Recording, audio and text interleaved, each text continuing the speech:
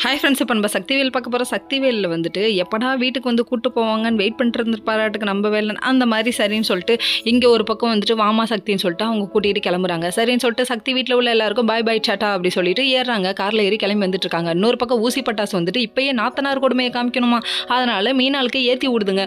அதாவது நீ வந்து பாரு, இன்னமும் சக்தி வந்துட்டு அவ குடும்பத்தை விட்டு கொடுக்காம இருக்கா, நீ ஏன் இப்படி இருக்க, உனக்கே உன் புருஷன் முறிக்கணும்னு நினைக்கிற, பொண்ணோட வாழ்க்கையை அழிக்க நினைக்கிறீ, நீலாம் ஒரு தாயா பேய் அப்படிங்கிற மாதிரி தான் இருந்தது. அதுக்கப்புறம் பார்த்தீங்கன்னா எவ்வளோ அட்வைஸ் பண்ணுற சக்தி மேலே உள்ள கோவத்தில் அந்த பொண்ணோட வாழ்க்கை அழிச்சிடாமா அப்படின்னு தான் சொல்ல தோணுது. அதுக்கப்புறம் பார்த்தீங்கன்னா நம்ம ஒரு வழியாக வந்துட்டு மீனா இருந்துட்டு உனக்கு என்ன இப்போ நான் போகக்கூடாது அவ்வளோதானே, இனிமேட்டுக்கு யார் வந்து கூப்பிட்டாலும் நான் போக மாட்டேன் அப்படின்னு சொல்லிட்டு ஒரு வழியாக உசி பேத்து விட்டதுக்கு இந்த அம்மாவும் உசி பேறிடுச்சு. ஐயோ வேதாளம் முருங்கமரம் ஏறிடுச்சு அப்படிங்கிற மாதிரி ஆயிடுச்சு.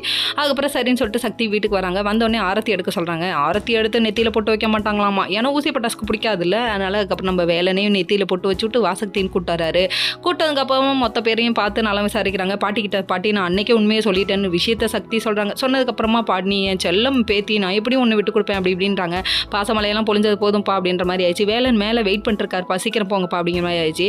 மேலே ரூமில் வெயிட் பண்ணிருக்காரு. இத்தனை நாள் இதுக்காக தானே காத்துட்டு இருந்தேன், வான்னு சொல்லிட்டு வரவேற்று வேற லெவல்லப்பா அப்படிங்கிற மாதிரி ஆயிடுச்சு. அவர் பயங்கரமாக எக்ஸ்பெக்ட் பண்ணார். லவ் மூடுக்கு போனார். கடைசியில் இவங்க புஷ்ஷுன்னு கை கொடுத்து நீ ஃப்ரெண்ட்ஸாக இருக்கலாம் அப்படின்ட்டாரு. இப்போ தான் என் மேலே கோவம் இல்லைல்ல, ஏதோ நான் நல்லவன் தெரிஞ்சுக்கிட்டேன், அப்புறமும் ஏன் என்னை ஒதுக்கி வைக்கிறேன் அப்படின்னு சொல்கிறாங்க. ஒதுக்கி வைக்கிறதில்ல, ஃபர்ஸ்ட்லேருந்து நம்ம ஆரம்பிப்போம், இப்போ ஃப்ரெண்ட்ஸாக இருக்கலாம் அப்படிங்கிற மாதிரி சொல்லிட்டாங்க. பாவும் தம்பி ஃபீல் ஆகிட்டாப்ல. ஓகே.